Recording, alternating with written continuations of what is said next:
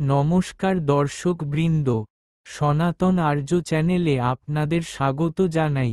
গীতা পাঠ সিরিজের এটা আমাদের 12তম পর্ব। অতএব চলুন শুরু করা যাক। অধ্যায় 3, শ্লোক 24। আমি যদি কর্ম না করি সমস্ত লোক ভ্রষ্ট হবে।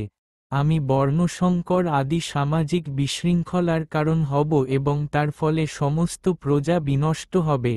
এখানে ভগবান শ্রীকৃষ্ণ বলেছেন যে যদি তিনি কর্ম না করেন তবে তাকে অনুসরণ করে জগতের সমস্ত লোক কর্ম করা ত্যাগ করবেন, তখন জগতে সর্বত্র কর্মবিশৃঙ্খলা এবং অনাচার তৈরি হবে।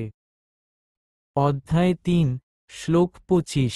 হে ভারত, অজ্ঞানীরা যেমন কর্মফলের প্রতি আসক্ত হয়ে তাদের কর্তব্য কর্ম করে, তেমনি জ্ঞানীরা অনাসক্ত হয়ে প্রকৃত পথে মানুষকে পরিচালিত করার জন্য কর্ম করেন।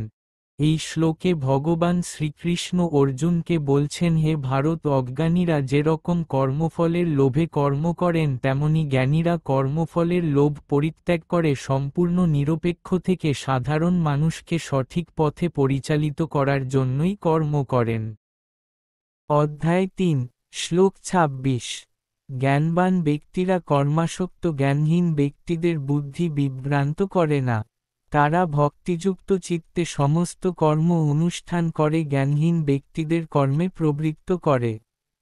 এখানে শ্রীকৃষ্ণ বলছেন জ্ঞানী ব্যক্তিরা যুক্তি এবং তর্কের দ্বারা মূঢ় ব্যক্তিদের কর্ম বিমুখ করার প্রচেষ্টা করেন না, বরং তিনি নিজে সম্পূর্ণ সুচারু রূপে নিষ্কাম কর্মের অনুষ্ঠান করার মাধ্যমে মূঢ় ব্যক্তিদেরকে তার অনুসরণ করতে পরোক্ষভাবে উৎসাহিত করেন। অধ্যায় 3, শ্লোক 27। মোহাচ্ছন্ন জীব প্রকৃত অহংকারবশত জোড়া প্রকৃতির ত্রিগুণ দ্বারা ক্রিয়মান সমস্ত কার্যকে স্বীয় কার্য বলে মনে করে এবং আমি কর্তা এই রকম অভিমান করে। এই শ্লোকে শ্রীকৃষ্ণ বলছেন অহংকারী ব্যক্তিরা অজ্ঞানের প্রভাবে প্রকৃতির দ্বারা সম্পন্ন কাজকে নিজের করা কাজ বলে মনে করে। কর্তৃত্বাভিমানের মূল কারণ হচ্ছে অজ্ঞানতা। প্রকৃতপক্ষে সমস্ত কর্ম প্রকৃতির গুণসমূহের দ্বারাই সাধিত হচ্ছে, কিন্তু অহংকারের দ্বারা বিমূর্ছিত ব্যক্তি আমি কর্তা এই রকম মনে করে। জীব প্রকৃতির অধীন, কিন্তু অহংকারবশত অভিমানী ব্যক্তি নিজেকে কর্তা ভাবে।